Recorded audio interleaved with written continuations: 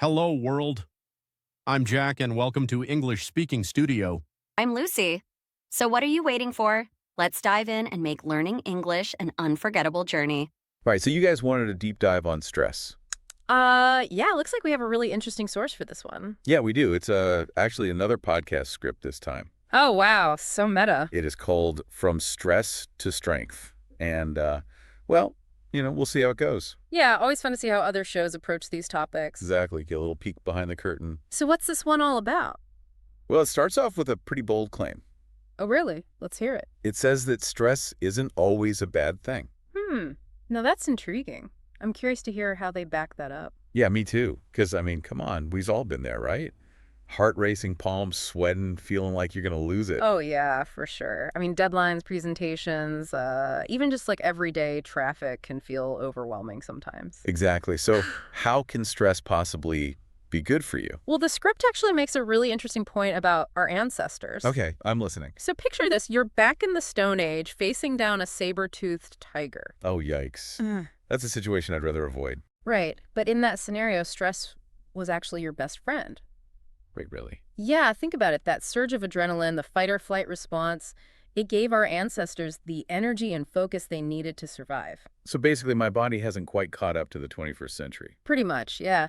Your body can't really tell the difference between a work deadline and a prehistoric predator. No wonder I get those sweaty palms before a big presentation. Exactly. It's all part of that same ancient wiring. But here's where things get even more interesting. Okay, I'm all ears. There's this Harvard study that found that believing stress is harmful actually makes it more so. Wait, hold on. You're telling me that my mindset about stress can actually affect how my body reacts to it? That's exactly what they found. People who saw stress as a threat experienced more negative physical and emotional effects. Wow, so it's almost like a self-fulfilling prophecy. Kinda, yeah. But on the flip side, the study also found that people who viewed stress as a challenge or opportunity actually performed better under pressure. So it's not just about avoiding stress. It's about how we think about it. Exactly. That's the key takeaway here. Okay, my mind is officially blown. So if our mindset is so important, how do we actually cultivate this whole stress is enhancing thing? Well, the script offers a few practical strategies, and I think you'll be surprised at how simple they are. All right, lay it on me. I'm ready to ditch my stress and embrace this new perspective. The first one they suggest is all about reframing the challenge. Reframing the challenge. Okay. So instead of freaking out, I should be looking for the silver lining. Exactly. It's about shifting your perspective from this is overwhelming to what can I learn from this? That's actually a really interesting way to look at it. Right. Even stressful situations can offer opportunities for growth. Maybe it's a chance to learn a new skill, build resilience, or discover hidden strengths you didn't know you had. I see. So it's not about pretending stress doesn't exist. It's about finding the potential upside. Exactly. And that actually ties back to the Harvard study we talked about. If you believe stress can be beneficial, you're more likely to approach challenges with a growth mindset. Okay, this is making a lot of sense now. So what's the next strategy they suggest? Well, the next one is all about using stress as fuel. Wait, hold up. Using stress as fuel, how does that even work? Think about athletes. They often use those pregame jitters, that nervous energy, to enhance their performance. Oh, I see. So it's about harnessing that adrenaline and channeling it into focus and drive. Exactly. It's about recognizing that the physical sensations of stress, that racing heart, the butterflies in your stomach, aren't necessarily bad. So instead of feeling scared, I should tell myself, it's just my body getting me ready to rock it. Precisely. It's about reframing those feelings as a source of energy rather than something to fear. Wow, this is a game changer. I'm starting to see stress in a whole new light. That's the power of reframing. But what about those situations where you're just completely overwhelmed? Like the to-do list is a mile long and you don't even know where to start. Oh yeah, been there, done that. What does the script say about that? Well, that's where the third strategy comes in taking action instead of avoiding the source of stress. Okay, so no more hiding under the covers with a pint of ice cream. It's natural to want to procrastinate or escape when you're feeling overwhelmed, but the script encourages us to break down the problem into smaller, more manageable steps. Yeah, that makes sense. It's less daunting to tackle one small task at a time. Exactly. Breaking things down makes the task feel less overwhelming and gives you a sense of accomplishment as you check things off your list. And that feeling of progress can actually help reduce stress levels. Exactly. It's a win-win situation. I like the sound of that. So we've got reframing the challenge, using stress as fuel, and taking action. Any other strategies they mention? Well, they also touch on the importance of self-care, things like exercise, getting enough sleep, and practicing mindfulness. Oh, right. Self-care, the magical solution to everything. Well, it's not magic, but it does play a crucial role in managing stress. Okay, I'm all ears. Mhm. How exactly does self-care help with stress, though? There's actually a lot going on physiologically when we engage in self-care practices. Like what? For instance, exercise helps to lower cortisol levels, which are the hormones associated with stress. Okay, that makes sense. Yeah. So working out isn't just good for my body, it's good for my mind, too. Exactly. And getting enough sleep allows your body and mind to rest and repair, making you more resilient to stress. So basically, sleep is like a superpower when it comes to stress management. You could say that. And then there's mindfulness techniques like meditation, which can help you regulate your emotional responses and train your attention. So you're less reactive to stressors. Precisely. It's all about giving your body and mind the resources they need to cope with stress more effectively. Wow, this is so much deeper than I initially thought. It's not just about pampering yourself, it's about building resilience from the inside out. Exactly. And speaking of resources, the script also emphasizes the importance of talking to someone about what you're going through. Like venting to a friend or seeing a therapist. Exactly. Sharing your worries with someone you trust can help lower your cortisol levels and trigger the release of oxytocin. Which is the feel-good hormone. Yeah? Exactly. It's associated with bonding and feeling safe. So it's like the opposite of the fight or flight response. Yeah, Talking about stress can actually trigger a relaxation response. that's a great way to put it. And it highlights the importance of building a strong support system, people you can turn to when you need to process your emotions and feel connected. This is amazing. I'm starting to realize that managing stress isn't just about individual coping mechanisms. It's also about building healthy relationships and knowing when to reach out for help. Absolutely. It's about recognizing that we're not meant to go through this alone. This is so much more than I bargained for. I thought we were just going to talk about stress, but this is like a whole life lesson. And remember, this podcast script was designed to help people learning English. Oh, wow, that's incredible. They're incorporating such complex and nuanced concepts into their material. It's really inspiring to see how they're using language learning as a platform to empower people. Yeah, it's like they're acknowledging that stress is a universal human experience and offering tools to help people navigate it. Exactly. It's about fostering a sense of resilience and empowerment, even in the face of linguistic hurdles. This is truly remarkable.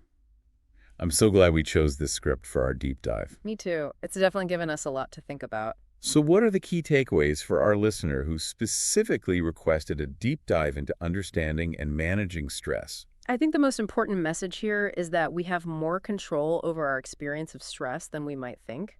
Instead of viewing it as an enemy to be feared and avoided, we can learn to see it as a natural part of life. A signal for growth, and even a potential source of strength. And remember those 3 practical strategies: reframing the challenge, using stress as fuel, and taking action instead of avoiding. Absolutely. But don't forget the importance of self-care and seeking support when needed. Right. It's about taking care of ourselves on all levels: physical, mental, and emotional. It's about building a life that supports our well-being and allows us to thrive even amidst stress. This has been an incredibly insightful deep dive. I agree. It's amazing how much we can learn from just one podcast script. So to our listener out there who's struggling with stress, remember this: you're not alone, and you have the power to change your relationship with stress. It's about finding what works for you and building a life that supports your overall well-being. And on that note, we'll wrap up part 1 of our deep dive into stress. Stay tuned for part 2, where we'll explore even more strategies for turning stress into strength. Until then, take care, and remember, you've got this. So we left off talking about some pretty cool strategies for reframing stress. Yeah, like using it as fuel instead of letting it burn us out. Exactly. And the script actually digs a little deeper into that idea. Okay, I'm all ears, because honestly, that one's still kind of mind-boggling to me. Well, they talk about how it all comes down to our perception of stress. Perception. Okay, so like if I tell myself stress is a good thing, it magically becomes helpful. Not quite. It's more about recognizing that the physical sensations of stress, those racing heart, the butterflies in your stomach, they're not always bad. Oh, I get it.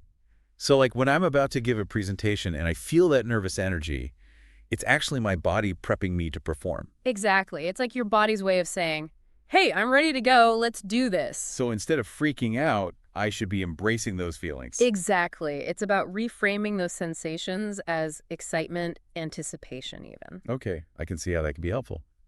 But what about those times when stress just feels totally overwhelming? Well, the script also talks about the importance of taking action. Action. Like Yes. doing something to actually address the source of stress. Exactly. It's about breaking down the problem into smaller, more manageable steps.